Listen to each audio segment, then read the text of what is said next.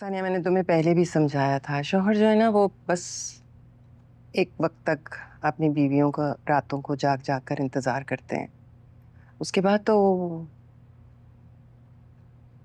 मतलब इससे आगे तो तुम खुद समझदार हो। आंटी मैं जानबूझ के तो हॉस्पिटल में नहीं बैठती ना। आप अंकल से क्यों नहीं पूछती कि वो मुझे किस बात की सजा दे रहे हैं? उन्होंने मुझे एडमिन डिपार्टमेंट में असाइन कर दी है। ना मैं सलमान को वक्त दे पाती हूँ, ना मैं पढ़ाई कर पाती हूँ। कभी कभी मुझे ऐसा लगता है कि ऑपरेशन थिएटर में खड़े खड़े मैं खुद ही गिर जाऊंगी। क्या बात कर रही हो तुम? मतलब शाहनवाज तुम्हें क्यों सजा देंगे? किस बात की? एक पेशेंट को उनके अप्रूवल के बगैर मैंने वेलफेयर डिपार्टमेंट में रेफर कर दिया था।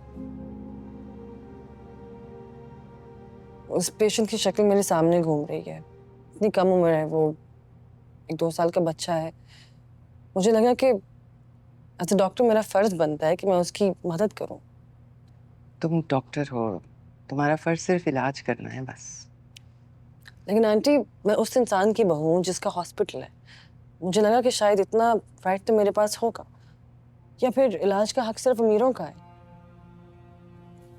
और वैसे भी इट्स नॉट लाइक कि हम अपनी पॉकेट से वेलफेयर डिपार्टमेंट पैसे दे रहे हैं। जितने ही पैसे आते हैं वो सारे चैरिटी के थ्रू ही आते हैं, राइट? सानिया बेटा, तुम्हें इन मामलात में उलझने की क्या जरूरत है? तुम अपनी लाइफ पे फोकस करो ना। आज तुम्हें एक जरूरतमंद मिला है, कल 10 और मिल जाएंगे। अगर उनके मामलात में उलझ गई तो तुम्हारी तो खुद अपनी जिंदगी उलझ जाएगी। सलमान के कोई खास दोस्त नहीं है, ज्यादा बातें नहीं करता। उसे तुम्हारी शक्ल में एक बेहतरीन दोस्त मिला है, ये मैं देख रही हूँ। इसलिए वो रातों को जाग जाग कर अपना फोन हाथ में लिए टहलता रहता है। लेकिन बहरहाल मैं शाहनवाज से तुम्हारे मामले पे बात करूंगी। ये सुलझाना मेरी जिम्मेदारी है। Don't worry. Thank you. Sania, Shahnawaz तुम्हारे दुश्मन नहीं है।